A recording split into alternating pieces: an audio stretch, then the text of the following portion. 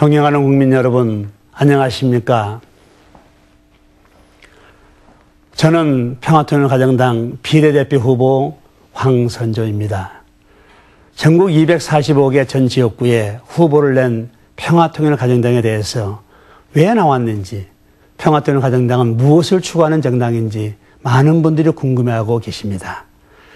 지난번 2차례에 걸친 방송연설에서 평화통일가정당은 국민 여러분의 가정 행복을 책임지겠다고 약속을 드렸습니다. 여러 정책 중에서 3자녀 이상이면 그중 1명은 대학까지 무상교육을 시키겠다고 했더니 그게 현실성 있는 정치인가 하고 물어오는 분들이 계셨습니다. 국민 여러분, 이것은 충분히 실현 가능한 정책입니다. 싱가포르를 보십시오.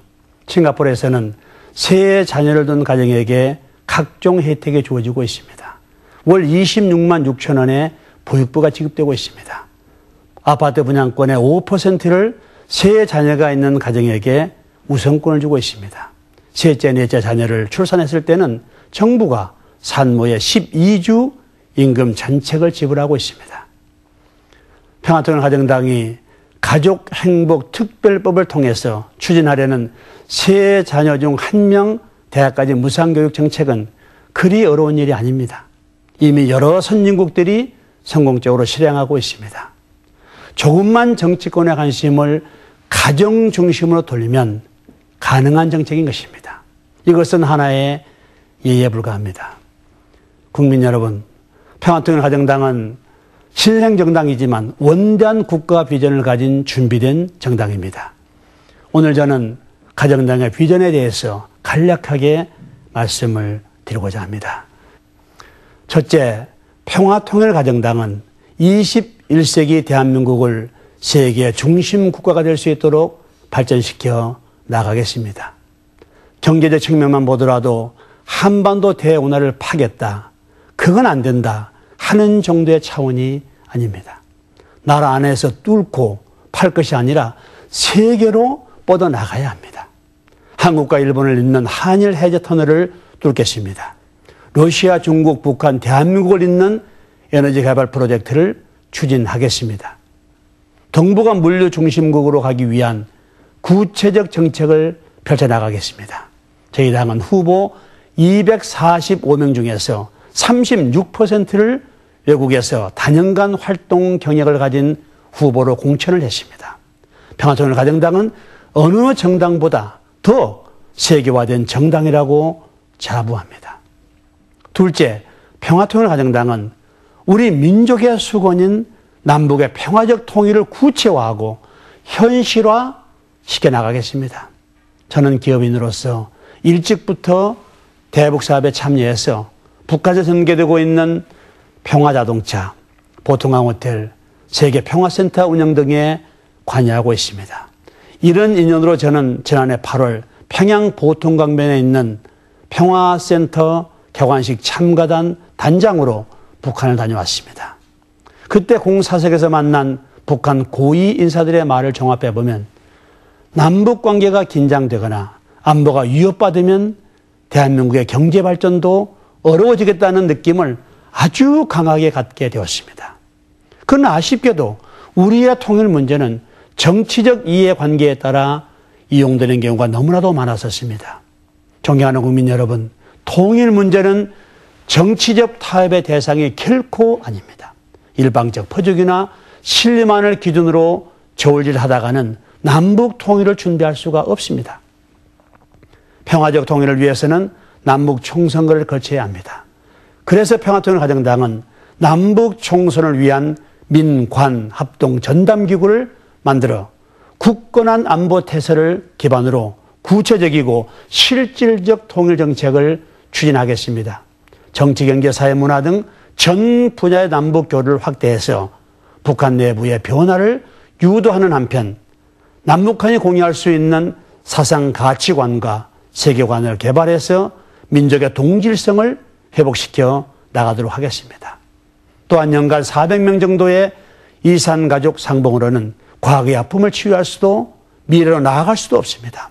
실향민들의 대규모 고향 방문을 추진하겠습니다. 셋째로 평화통일가정당은 대한민국을 세계에 자랑할 수 있는 윤리 도덕의 중심 국가로 만들어 가겠습니다. 선진국이 무엇이겠습니까? 높은 문화적 소양을 갖춘 나라입니다. 우리나라는 작년에 국민소득 2만 달러 시대를 열었습니다. 하지만 국민소득만 더 높아진다고 해서 선진국이 되는 것은 아닙니다. 미국 하버드 대학의 한국학 권위자인 와그너 교수는 한국의 가족제도야말로 21세기를 살릴 수 있는 유일한 대안이라고 역설을 했습니다. 그런데 이러한 대한민국의 자랑인 가족제도가 위기를 맞이했습니다. 어느새 전통가치도 사라지고 호주제마저 폐지가 되었습니다. 이에 따라 근친간에 결혼이 가능하게 되었고 이혼은 늘고 가족은 해체되고 있습니다. 그 이후의 결과는 상상조차 하기 두려운 일입니다. 존경하는 국민 여러분, 대한민국이 건국된 지 60년이 되었습니다. 지금 지난 60년 동안 대한민국은 놀라운 경제 성장을 이뤘습니다. 1인당 국민소득 67달러에서 2만 달러로 274배나 증가를 하였습니다. 그러나 안타까운 것은 60년 성장하는 동안에 5천년 동안 지켜온 동방예의지국이 무너졌다는 사실입니다. 평화통일가정당은 3세대가 함께 사는 가정에는 주택과 세제 혜택을 적극 지원하겠습니다. 아동의 성범죄에는 보다 강력한 정책을 수립을 하겠습니다. 새로운 호주제법과 변성금지법도 제정을 하겠습니다. 우리의 전통가치와 윤리, 도덕을 바로 세우고 세계 1등 국가를 만드는 정당이 되겠습니다. 국민 여러분, 평화통일가정당이 가족 행복을 위한 정책을 강조하다 보니 경제를 등한시하는 것 아니냐 하고 우려하는 분들도 계십니다. 그러나 가정의 행복과 경제 발전은 뗄 수 없는 상관관계를 갖고 있습니다. 가정이 행복해지려면 국가 경제가 발전해야 하고 국가 경제가 발전하려면 가정이 건강하고 행복해야 합니다. 그런데 참 이상합니다. 경제를 발전시키겠다는 정당은 많은데 이처럼 중요한 가정의 행복을 지켜주겠다는 정당은 찾을 수가 없었습니다. 그래서 저희 평화통일가정당이 나선 것입니다.